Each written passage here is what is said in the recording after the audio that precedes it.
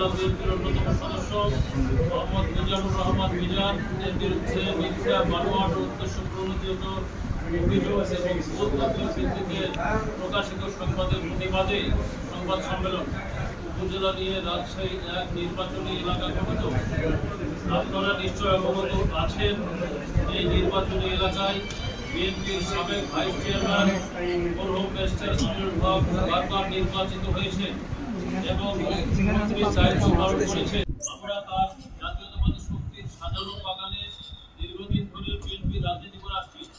বিএনপির গঠনতন্ত্র ও সাংগঠনিক কাঠামোর ভিত্তিতে দলের প্রতি আনুগত্য থেকে বিএনপির চেয়ারপারসন বেগম খালেদা জিয়া, ভারপ্রাপ্ত চেয়ারম্যান জনাব তারেক রহমান এবং বিএনপির মহাসচিব মির্জা ফখরুল ইসলাম আলমগীরের নির্দেশনা মোতাবেক স্থানীয় রাজশাহী জেলা পর্যায়ে, রাজশাহী বিভাগীয় পর্যায়ে এবং ঢাকার জাতীয় পর্যায়ে সকল রাজনৈতিক কর্মসূচিতে নেতৃত্ব দিয়ে সরাসরি অংশগ্রহণ করেছি।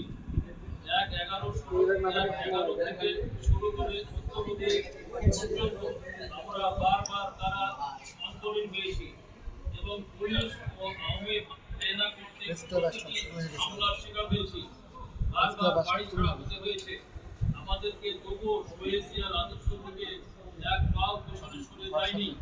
আমরা মনে করি ১-১১ থেকে গত ৫ই আগস্ট পর্যন্ত দলের ভিতরে স্বার্থন্বেষী কুচক্রী মহল, যারা দলের কোনো সাংগঠনিক কার্যক্রমে ছিল না, বরং তারা সুবিধাবাদী, সুবিধাভোগী এবং গত ৫ই আগস্ট যারা বিভিন্ন জায়গায় অরাজকতা করেছে, তাদের কর্ম থাকতেই আমাদের বিরুদ্ধে অপপ্রচার ও মিথ্যা অভিযোগ উপস্থাপন করেছে। আমরা পরিষ্কার ভাষায় বলতে চাই, সাংবাদিক ভাই, আসসালামু আলাইকুম। আমি মোহাম্মদ আহমদুল্লাহ, কোদাগাড়ী উপজেলা বিএনপির নির্বাচিত সাধারণ সম্পাদক ও পাকড়ি ইউনিয়নের সাবেক চেয়ারম্যান। আমি আমার শিক্ষা জীবনের শুরু থেকেই জাতীয়তাবাদী দল কোদাগাড়ী সরকারি কলেজে জড়িত ছিলাম, বর্তমানে আছি। কোদাগাড়ী সরকারি কলেজের সভাপতি ছিলাম, পাকড়ি ইউনিয়নের যুব দলের সভাপতি ছিলাম, পাকড়ি কোদাগাড়ী উপজেলা যুব দলের জয়েন্ট সেক্রেটারি ছিলাম, কোদাগাড়ী উপজেলা বিএনপির সাংগঠনিক এসেছিলাম। কখনোই কোনো সময় আমার বিরুদ্ধে কোনো রাজনৈতিক ও প্রশাসনিক অভিযোগ উপস্থাপন হয়নি। আমার সাংগঠনিক দক্ষতার কারণে কতিপয় কুচক্রী মহল উপস্থিত হয়ে এবং তার জন্য আমার বিরুদ্ধে সাধারণ মিথ্যা বানোয়াট উদ্দেশ্য প্রমাণিত অভিযোগ কেন্দ্রীয় বিএনপিতে উপস্থাপন করা হয়েছে। তখন বালুরঘাট ইত্যাদি এবং দেশ দখল করে দাঁড়ায়।